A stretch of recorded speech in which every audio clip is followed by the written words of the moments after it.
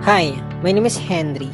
Ang goal ko is ma-build ko ang habit ng isang pagiging negosyante at maging successful ang business ko while helping other people na may pangarap at risk taker na tulad ko. And this is my day 1.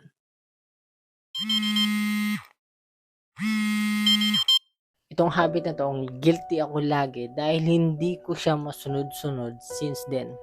Kaya ngayon, nagre-reflect ako sa sarili ko. Kaya kailangan ko ng disiplina. Ito ang habit number 1, wake up early.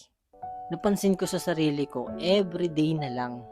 Nagsiset ako ng alarm, pero hindi ko siya masunod-sunod. Para sa iba, hindi siya big deal. Pero para sa akin, hindi na siya maganda.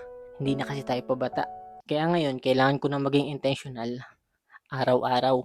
Nagsiset ako ng alarm, pero hindi ako nagigising. Halimbawa, nagset ako ng alarm ng 6 a.m. Magigising ako na yung mga 8 a.m. na. Magical lang kamay natin. Automatic na siyang nag-i-snooze. Kaya pag nagising ako, super late na ako dahil na-snooze na ng kamay ko. Ikaw, nararanasan mo din ba yon? So, na-build na yung habit ng katawan ko kapag nakarinig ako ng alarm, i-snooze niya lang ng i-snooze. Yun yung kailangan kong i-break ngayon. Wake up early, dun pa lang. Kailangan maging intentional ako, baguhin ko yung habits ko. Ikaw, gusto mo rin bang ma-build ang mga good habits sa pagninegosyo?